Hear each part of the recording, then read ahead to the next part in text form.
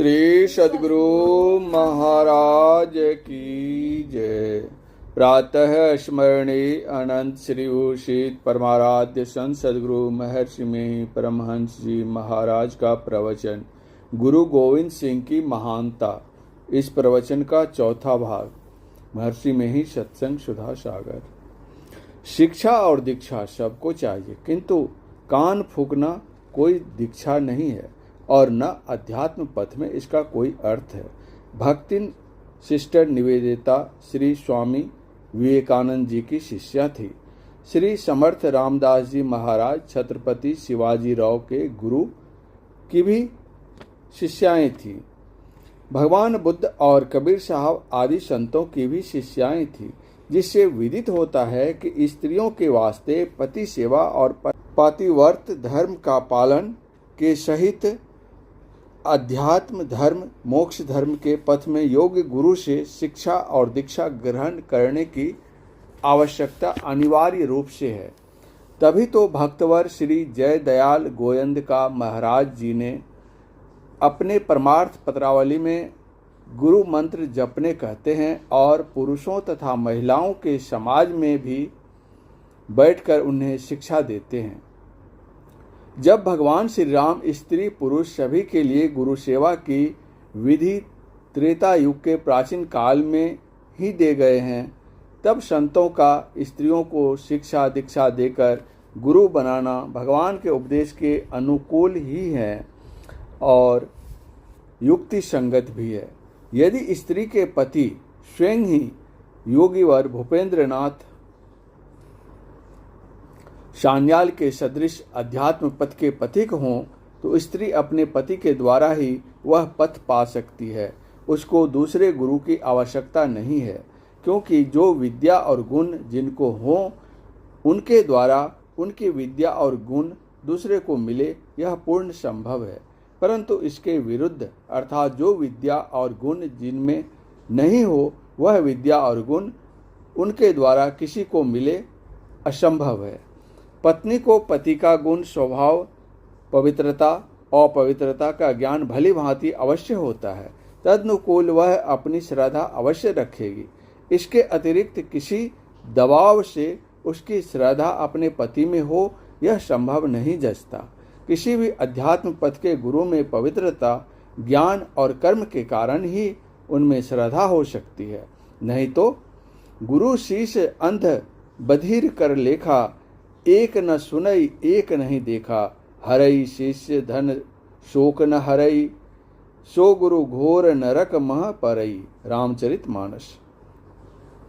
गर्वित कार्य अकार्य नहीं, जानत चलत कुपंथ, ऐसे गुरु कह त्यागिए, यही कहत शुभ ग्रंथ। महाभारत।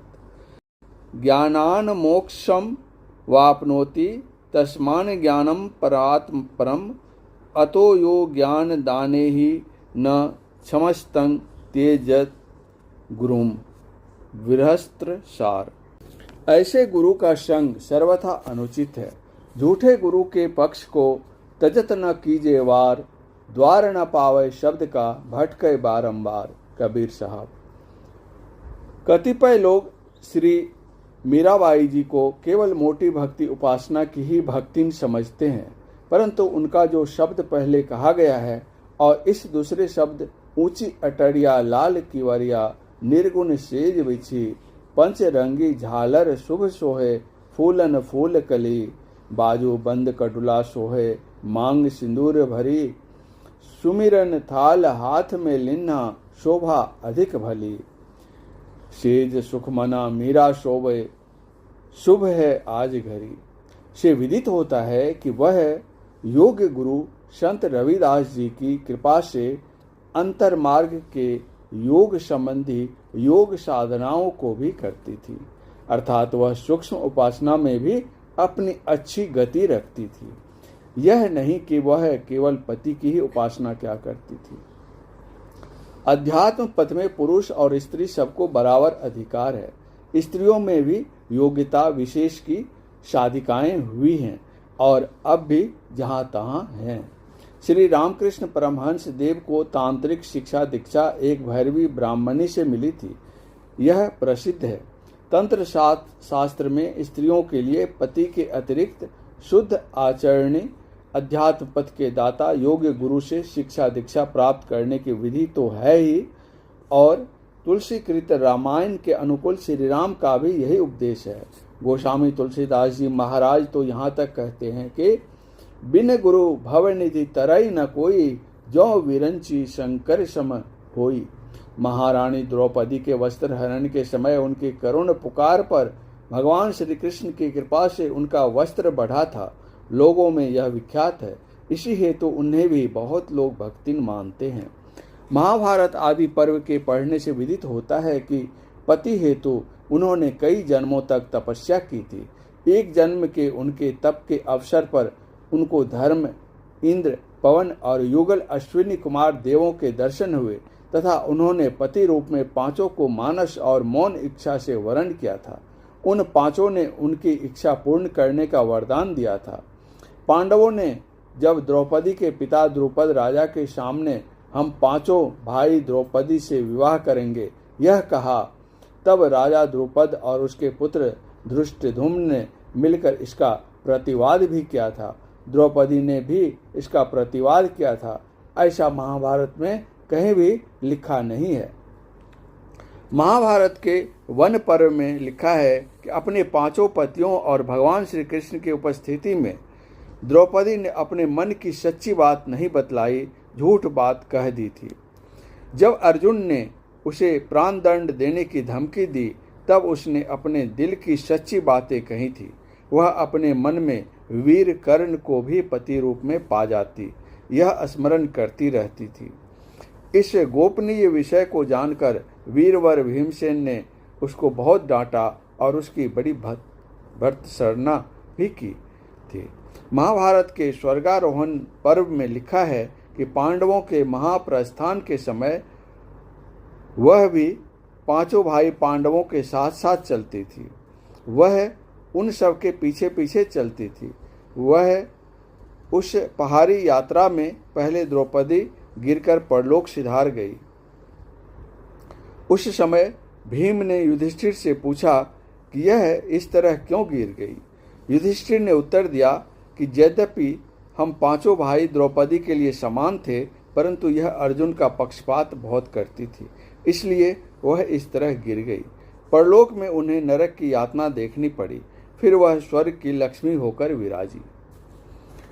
द्रौपदी के विषय में उपर्युक्त बातों की जानकारी के बाद विद्वान एवं बुद्धिमान स्वयं विचारे कि द्रौपदी का पातिव्रत्य विषयक एवं परमात्म भक्ति विषयक योग्यता उसमें कितनी और कैसी थी तथा अन्य स्त्रियों को इसका अनुकरण करना चाहिए या नहीं। रामचरितमानस में श्री अनुसुईया देवी ने श्री सीता जी को पातिव्रत्य धर्म की शिक्षा इस प्रकार दी थी। जग पतिव्रता चारि विधि अहाई, वेद पुराण संत सब कहीं, उत्तम के अशबस मन माही, सपने हूँ आन पुरुष जग नाही, मध्यम पर पति देखई कैसे, भ्राता पिता पुत्र निज जैसे, धर्म विचारी समुझी कुल रही, सो निकृष्ट तिय श्रुति अस कहई, बिनु अवसर भय ते रह जोई, जाने हो अधम नारी जग सोई। उपर्युक्त विवेचन के अनुकूल बुद्धिमान स्वयं ही विचार कर सकते हैं कि द्रौपदी अपने यथाकथित विवरणानुकूल किस कोटि की नारी कही जा सकती है। परंतु महाभक्तिन शबरी के लिए तुलसीकृत रामायण में लिखा है कि तजी योग पावक देह हरि पद लीन भई जह नहीं फिरे।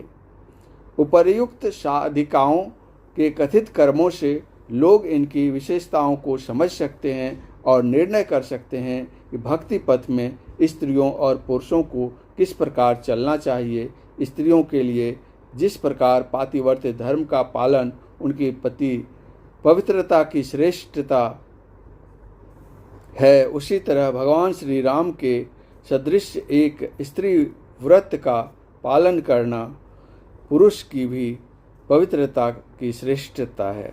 परंतु दोनों को सद्गुरु कर्णधार का आश्रय हो, अध्यात्म पथ का पथिक बन परमात्म भक्ति का साधन कर भव सिंधु को पार करके अपना अपना कल्याण बना लेना परम कर्तव्य है।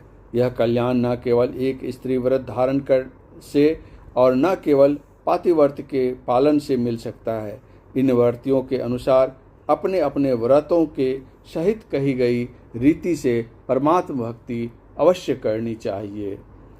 इस प्रवचन का शेष भाग अगले प्रवचन पाठ में। परम पूज्य गुरुदेव का यह प्रवचन अखिल भारतीय विशेषाधिवेशन सिकलीगढ़ धरहरा पूर्णिया में दिनांक 26/12/1955 ईस्वी को अपराह्नकालीन सत्संग में हुआ था।